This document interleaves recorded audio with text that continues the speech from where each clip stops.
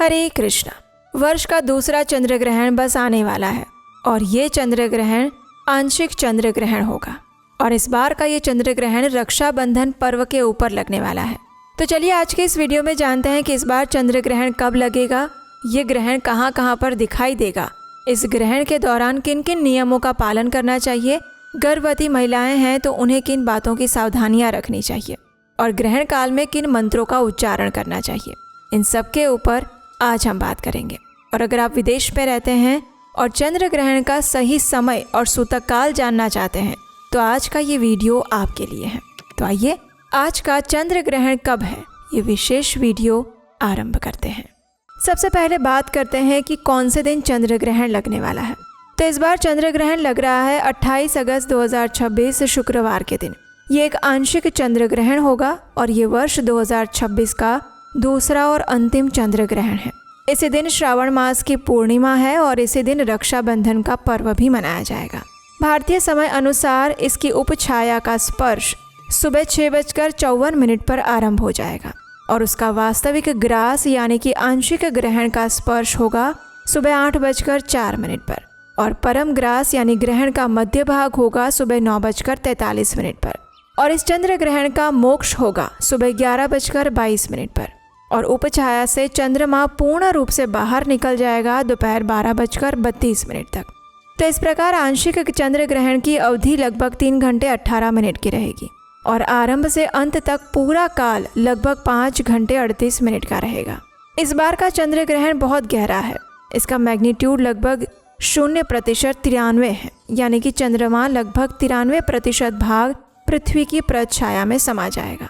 चंद्रमा का जो भाग छाया में रहेगा वो पूर्णतः काला नहीं दिखेगा, उस पर एक गहरी ताम्र लालिमा छाई रहेगी क्योंकि पृथ्वी के वायुमंडल से छनकर आया हुआ सूर्य का प्रकाश उसे एक रक्तिम आभा देने वाला है और इसीलिए इस दृश्य को रक्त चंद्र या ब्लड मून भी कहा जाएगा। और ज्योतिष की दृष्टि से देखा जाए तो ये ग्रहण कुंभ राशि और शतभिषा नक्षत्र में घटित हो रहा है। चलिए अब बात करते हैं कि क्या ये चंद्र ग्रहण भारत में दिखाई देगा या नहीं, और अगर नहीं तो ये विश्व के कौन कौन से देशों में दिखाई देने वाला है। तो ये चंद्र ग्रहण भारत में दिखाई नहीं देगा क्योंकि जिस समय पर ये चंद्र ग्रहण घटित हो रहा होगा उस समय भारत में दिन चढ़ चुका होगा और चंद्रमा हमारे क्षितिज के नीचे अस्त हो चुके होंगे। और शास्त्रों का स्पष्ट विधान है कि जो ग्रहण जिस स्थान पर दृश्यमान नहीं होता वहाँ उसका सूतक काल भी मान्य नहीं होता। इसलिए इस बार चंद्र ग्रहण तो लग रहा है लेकिन भारत, नेपाल, श्रीलंका, बांग्लादेश, चीन, जापान और एशिया के अधिकांश भागों में इस बार चंद्र ग्रहण नहीं दिखाई देगा और इसलिए सूतक के नियमों का पालन करना भी आवश्यक नहीं है। न मंदिरों के कपाट बंद होंगे, न पूजा अर्चना पर रोक लगेगी और रक्षाबंधन का पर्व भी पूर्णतः निर्विघ्न रूप से आप मना सकते हैं। लेकिन हमारे उपदेशाष्टकम परिवार का बहुत बड़ा हिस्सा 7 समंदर पार भी रहता है और ये ग्रहण उन सभी के आकाश में दिखाई देने वाला है। तो इस बार का चंद्र ग्रहण लग रहा है उत्तरी अमेरिका, दक्षिण अमेरिका, यूरोप और अफ्रीका के अधिकांश भागों में। ये स्पष्ट रूप से दिखाई देगा। New York, Toronto, Chicago, Los Angeles, London, Paris, Rome, Madrid, Berlin, Vienna, Prague, Brussels, Johannesburg, Rio de Janeiro, Buenos Aires जैसे नगरों में ये पूर्ण चंद्र ग्रहण दिखाई देने वाला है। तो इसलिए अगर आप इनमें से किसी भी शहर में रहते हैं तो आपको चंद्र ग्रहण दृश्यमान होगा और आपको सूतक के सभी नियमों का भी पालन करना होगा। चलिए अब हम एक एक करके सभी देशों और उसके शहरों के अंदर कौन से समय पर चंद्र ग्रहण लगेगा और उनका सूतक समय क्या रहेगा इसके बारे में जानते हैं। अमेरिका के पूर्वी तट पर यानी कि न्यूयॉर्क और टोरंटो के समय अनुसार ग्रहण का स्पर्श होगा 27 अगस्त की रात 10:33 पर। परम ग्रास लगेगा 28 अगस्त की रात 12:12 पर और मोक्ष होगा रात्रि में 1:51 पर। तो इस प्रकार से इस जगह पर सूतक काल आरंभ हो जाएगा दोपहर में 12:57 से लेकर सूतक काल समाप्त होगा मध्य रात्रि में 1:51 पर और यहाँ पर यह चंद्र ग्रहण 27 अगस्त 2026 को लगेगा। इस स्थान पर बच्चों के लिए, वृद्धों के लिए और गर्भवती महिलाओं के लिए सूतक काल का समय रहेगा शाम 7:36 से लेकर मध्य रात्रि में 1:51 तक। इसलिए इस काल के दौरान बच्चों, वृद्धों और गर्भवती महिलाओं को सभी सूतक के नियमों का पालन करना होगा। बाकी सामान्य स्वस्थ व्यक्तियों के लिए सूतक काल दोपहर में 12:57 से ही आरंभ हो जाएगा। आइए अब बात करते हैं पश्चिमी तट पर, यानी लॉस एंजल्स के समय अनुसार आसपास के स्थानों में ये ग्रहण का स्पर्श 27 अगस्त की शाम 7:33 पर होगा। परम ग्रास लगेगा रात्रि में 9:12 पर और इसका मोक्ष होगा रात में 10:51 पर। तो इसलिए लॉस एंजल्स और उसके आसपास के क्षेत्रों में सूतक काल आरंभ हो जाएगा 27 अगस्त को सुबह 9:39 पर और ये सूतक समाप्त होगा रात्रि में 10:51 पर। और जैसे कि हमने कहा, वृद्ध लोगों के लिए, बच्चों के लिए और गर्भवती महिलाओं के लिए सूतक काल का समय सिर्फ 3 घंटे का होता है, इसलिए उनका सूतक काल इस स्थान पर रहेगा शाम 4:10 से लेकर रात्रि में 10:51 तक। ब्रिटेन में लंदन के समय अनुसार इस चंद्र ग्रहण का स्पर्श 28 अगस्त को सुबह 3:34 पर शुरू होगा। परम ग्रास होगा सुबह 5:13 पर और इसका मोक्ष होगा सुबह 6:51 पर। तो इसलिए इस स्थान पर सूतक काल का आरंभ हो जाएगा 27 अगस्त 2026 को शाम 4:30 बजे से और ये समय समाप्त होगा अगले दिन 28 अगस्त को सुबह 6:10 पर। स्वस्थ व्यक्तियों के लिए सूतक काल का ये समय रहेगा और जो गर्भवती महिलाएं हैं, वृद्ध हैं या बच्चे हैं, उनके लिए सूतक काल का समय रहेगा 27 अगस्त को रात्रि में 10:30 से लेकर अगले दिन सुबह 6:10 के बीच में। अब बात करते हैं यूरोप और दक्षिण अफ्रीका में, यानी कि पेरिस, बर्लिन, रोम और जोहानिसबर्ग के समय अनुसार ये चंद्र ग्रहण का स्पर्श 28 अगस्त को सुबह 4:34 पर शुरू हो जाएगा। परम ग्रास लगेगा सुबह 6:13 पर और मोक्ष होगा सुबह 7:51 पर। तो इस प्रकार से इस स्थानों पर सूतक काल लग जाएगा 27 अगस्त को शाम 5:53 से लेकर और सूतक काल का अंत होगा अगले दिन सुबह 6:23 पर। बच्चों, वृद्धों और गर्भवती महिलाओं के लिए सूतक काल का समय रहेगा मध्य रात्रि में 12:09 से लेकर अगले दिन सुबह 6:23 के बीच में। और Rio de Janeiro, Buenos Aires में ये दोपहर में 2:33 पर शुरू होगा। सूतक का नियम बहुत सरल होता है। चंद्र ग्रहण का सूतक काल ग्रहण के स्पर्श से ठीक 9 घंटे पहले आरंभ हो जाता है और फिर ग्रहण के मोक्ष के साथ समाप्त हो जाता है। और हमारे शास्त्रों ने एक बहुत महत्वपूर्ण छूट भी दी है। बच्चों के लिए, वृद्धों, बीमार व्यक्तियों, गर्भवती माताओं और स्तनपान कराने वाली माताओं के लिए सूतक काल का समय सिर्फ 3 घंटे का होता है, यानी कि ग्रहण स्पर्श से 3 घंटे पहले। तो इसीलिए उनका जो सूतक काल है वो अलग समय पर होता है। तो इस प्रकार से आप अपने स्थानिक समय और स्थान के अनुसार सूतक के नियमों का पालन कर सकते हैं। चलिए अब बात करते हैं कि चंद्र ग्रहण में सूतक काल के अंदर क्या करना चाहिए और किन बातों से बचना चाहिए। तो सबसे पहला और सबसे व्यवहारिक कार्य और वो है भोजन और जल की शुद्धि। सूतक काल आरंभ होने से पहले ही अपने घर में रखे हुए सभी भोजन पदार्थों में दूध, दही, घी, अचार और पीने के जल में कुरुषा घास यानी कि दर्भ घास डाल दीजिए। शास्त्रों में कुशा को अत्यंत पवित्र माना गया है और ये सूक्ष्म नकारात्मक ऊर्जाओं को अवशोषित करने का सामर्थ्य रखती हैं और इसीलिए कुशा घास डालकर रखी हुई चीज़ें अपवित्र नहीं होती हैं। और अगर कुशा घास उपलब्ध नहीं है, जो कि विदेशों में प्रायः नहीं मिलती, तो उसके स्थान पर आप काले तिल डालकर रख सकते हैं या फिर तुलसी पत्र भी रख सकते हैं। ये तीनों उपाय शास्त्र सम्मत है।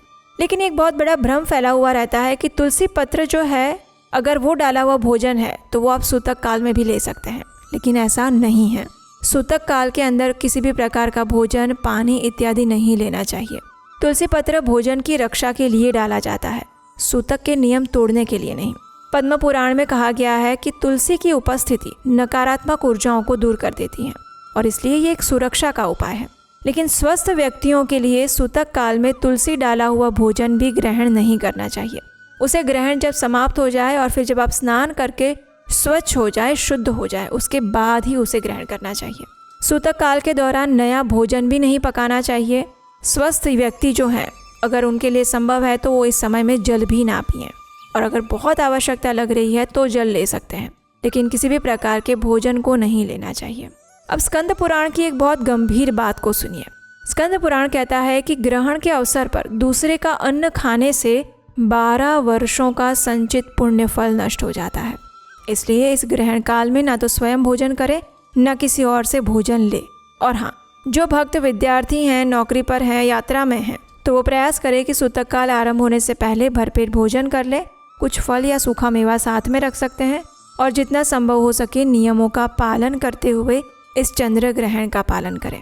अब बात करते हैं ठाकुर जी की सेवा के बारे में।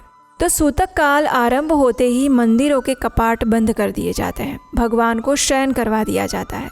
तो जिनके घर में विग्रह हैं, ठाकुर जी हैं, लड्डू गोपाल हैं, जगन्नाथ जी हैं या फिर गौर निताई हैं, वे सूतक काल आरंभ होने से पहले ही भगवान को स्नान करवा दें, उन्हें वस्त्र और श्रृंगार अर्पित कर दें, आरती कर लें और प्रेम से उन्हें भोग लगा दें। और उसके साथ ही कुछ सूखा भोग, मिश्री, बताशे, बादाम, काजू, किशमिश इत्यादि को तुलसी दल डालकर उनके पास में रख दीजिए और फिर पर्दा बंद करवा के उन्हें शयन करवा दीजिए। इस प्रकार भगवान के पास भोग भी रहेगा और आपके मन में कोई संशय भी नहीं रहेगा कि भगवान भूखे बैठे हुए हैं।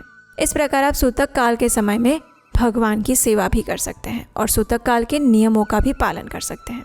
अब बात करते हैं ग्रहण काल में क्या नहीं करना चाहिए। तो ग्रहण काल में सोना नहीं चाहिए। देवी भागवत में कहा गया है कि इस काल में शयन करने से रोग उत्पन्न होता है, इसलिए जाग कर जप और तपस्या करनी चाहिए, ध्यान करना चाहिए। ग्रहण के ठीक समय में यथासंभव शौचालय का प्रयोग भी नहीं करना चाहिए। अगर बहुत आवश्यकता है तो प्रयोग करने के बाद हाथ पैर धोने चाहिए। तुलसी अथवा किसी भी पौधे के पत्ते और फूल नहीं तोड़ने चाहिए। गीले बाल या गीले वस्त्र नहीं निचोड़ने चाहिए। कोई नया शुभ कार्य आरंभ नहीं करना चाहिए। विवाह, गृह प्रवेश, व्यापार का शुभारंभ, मुंडन, नामकरण ये सारे कार्य इस समय में वर्जित माने गए हैं। चलिए अब बात करते हैं कि ग्रहण काल में क्या करना चाहिए, क्योंकि ये काल सिर्फ निषेध का नहीं है अपितु अपार पुण्य अर्जित करने का भी समय है। ग्रहण के स्पर्श काल में स्नान कीजिए। स्नान के जल में गंगा जल की कुछ बूंदें अवश्य मिलाइए। ग्रहण का स्नान मौन रहकर करना चाहिए। उसके बाद आसन पर बैठकर पूरे ग्रहण काल में जप और ध्यान कीजिए। इस काल के अंदर अधिक से अधिक नाम जप करना चाहिए। हरे कृष्ण महामंत्र का जप कर सकते हैं, क्योंकि स्वयं वेदव्यास जी कहते हैं कि चंद्र ग्रहण में किया गया जप, ध्यान और दान 1,00,000 गुना फलदायी होता है और अगर गंगा जल पास में हो तो 1 करोड़ गुना अधिक हो जाता है। ग्रहण के मोक्ष के समय में दान कीजिए।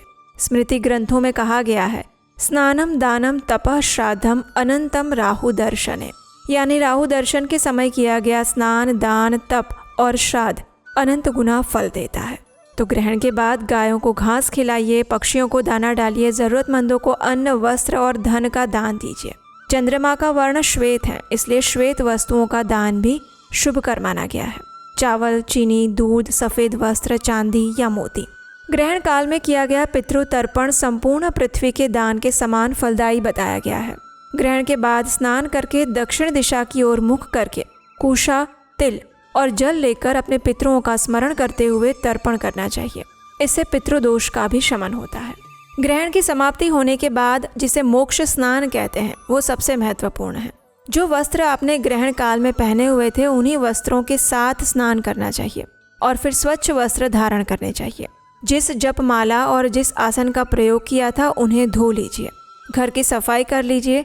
पूजा स्थल और संपूर्ण घर में गंगा जल का छिड़काव कर दीजिए और उसके बाद उस स्थान को स्वच्छ करने के बाद फिर भगवान के द्वार खोलिए, उन्हें ताज़ा बनाया हुआ भोग लगाइए और उनकी आरती कीजिए। चलिए अब सबसे महत्वपूर्ण विषय के बारे में बात करते हैं। गर्भवती माताओं के लिए ये चंद्र ग्रहण में क्या क्या सावधानियां रखनी चाहिए। शास्त्रों में गर्भस्थ शिशु की रक्षा के लिए चंद्र ग्रहण के दौरान कुछ विशेष सावधानियां बताई गई हैं। ग्रहण काल में गर्भवती माता को लोहे अथवा तेज धार वाली वस्तुओं का स्पर्श नहीं करना चाहिए, जैसे कि सुई, कैंची, चाकू, कोई भी धारदार वस्तु। सिलाई कढ़ाई नहीं करनी चाहिए, सब्जी नहीं काटनी चाहिए।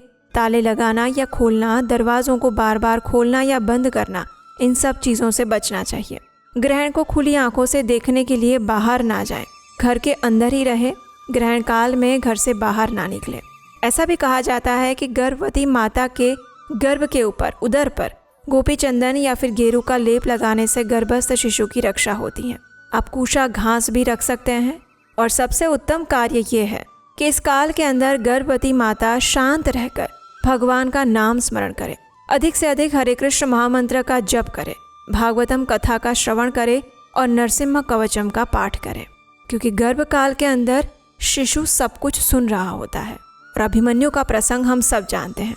गर्भकाल के अंदर आप संतान को जो भी संस्कार देना चाहते हैं वो दे सकते हैं और उन्हीं संस्कार को लेकर बालक इस दुनिया में आता है और इसी को गर्भ विज्ञान कहते हैं। तो इसलिए अगर आप गर्भवती माता हैं या आने वाले समय में प्रेगनेंसी प्लान करने वाले नव दंपति हैं तो हम आपके लिए एक स्पेशल वर्कशॉप लेकर आ रहे हैं और उसका नाम है गर्भ विज्ञान, जो कि हमारे वैदिक शास्त्रों से आने वाला एक ऐसा दिव्य ग्रंथ, ऐसा रहस्य है जिसको जानकर आप एक आदर्श संतान को जन्म दे सकते हैं। तो अगर आप इस वर्कशॉप से जुड़ना चाहते हैं तो नीचे डिस्क्रिप्शन बॉक्स में लिंक दिया गया है, वहाँ पर जाकर रजिस्टर करें और इस वर्कशॉप में मैं आपके साथ आकर आपको बताऊंगी कि किस प्रकार से आप गर्भ विज्ञान के माध्यम से एक आदर्श संतान के माता पिता बन सकते हैं। गर्भवती माता का स्वास्थ्य सर्वोपरि माना गया है और इसीलिए उनका सूतक काल भी सिर्फ 3 घंटे का होता है, 9 घंटे का नहीं। वे उससे पहले सामान्य रूप से भोजन कर सकती हैं, जल पी सकती हैं, अपनी दवाइयाँ ले सकती हैं और अगर सूतक काल में भी शारीरिक आवश्यकता लगे, भूख लगे, कमजोरी लगे या दवाई का समय हो जाए तो भगवान का नाम स्मरण करते हुए निसंकोच भोजन, जल या औषधि ले सकती हैं। शास्त्रों ने कभी भी माता और शिशु को कष्ट देने की बात नहीं कही गई है। तो इसलिए गर्भवती माता के लिए सूतक काल के नियम है, लेकिन वो कठिनाई पूर्वक पालन करने की आवश्यकता नहीं है। सबसे पहले आप अपने स्वास्थ्य का ध्यान रखिए। चलिए अब बात करते हैं कि इस ग्रहण काल में कौन से मंत्रों का उच्चारण करना चाहिए। तो सबसे श्रेष्ठ होता है हरे कृष्ण महामंत्र, यानी हरे कृष्ण कृष्ण कृष्ण हरे हरे, हरे राम राम राम हरे हरे। कलयुग का ये महामंत्र स्वयं भगवान श्री चैतन्य महाप्रभु ने दिया है और ग्रहण काल में इसका माला पर अधिक से अधिक जप करना चाहिए। इस दिन चंद्र ग्रहण के दौरान आप इस हरे कृष्ण महामंत्र की कम से कम 8, 16, 25 या 32 माला का जप कर सकते हैं। इसके साथ साथ आप 12 अक्षर विष्णु मंत्र ओम नमो भगवते वासुदेवाय का भी जप कर सकते हैं। विष्णु सहस्त्र नाम का पाठ कर सकते हैं। श्रीमद् भगवद गीता के 12 अध्याय भक्ति योग और 15 अध्याय यानी पुरुषोत्तम योग का पाठ कर सकते हैं। नरसिम्हा कवचम का पाठ अवश्य करना चाहिए और विशेषकर गर्भवती महिलाओं को। महामृत्युंजय का मंत्र जप सकते हैं, गायत्री मंत्र कर सकते हैं और ग्रहण काल में विशेष रूप से राहु की शांति के लिए ये 2 श्लोक अवश्य उच्चारण करने चाहिए। तमोमय महाभीम सोम सूर्य विमर्दन हेमतारा प्रदानेन मम शांति प्रदो भव। अर्थात हे अंधकार रूप महाभीम चंद्र और सूर्य का मर्दन करने वाले राहु, सुवर्ण तारा के दान से मुझे शांति प्रदान करें।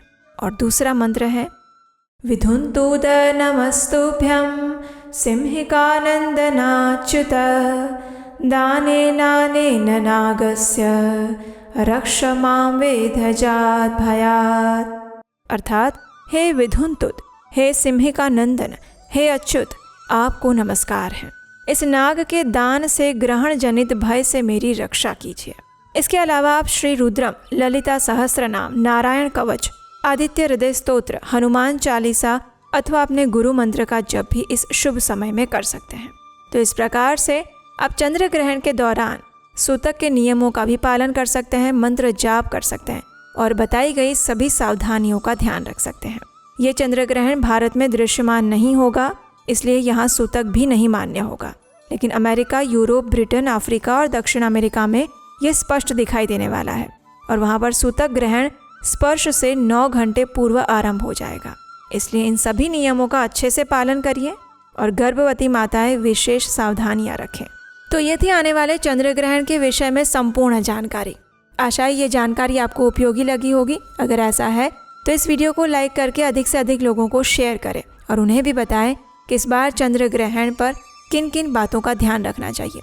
और विशेषकर विदेश में रहने वाले अपने परिवारजनों और मित्रों को इस वीडियो को अवश्य शेयर करें, क्योंकि उनके लिए ये जानकारी अत्यंत महत्वपूर्ण है। और अगर आप पहली बार इस चैनल पर आए हैं तो आपके अपने चैनल उपदेशाष्टकम को सब्सक्राइब करना मत भूलिएगा। और हाँ, अगर गर्भवती माता हैं या फिर नव दंपति हैं जो आने वाले समय में प्रेगनेंसी प्लान कर रहे हैं तो गर्भ विज्ञान वर्कशॉप के लिए अपने आप को अवश्य रजिस्टर करें। लिंक नीचे डिस्क्रिप्शन में है। भगवान श्री हरि आप सभी के जीवन से हर छाया, हर बाधा और हर अंधकार को दूर करें, यही प्रार्थना करते हैं। हरे कृष्ण।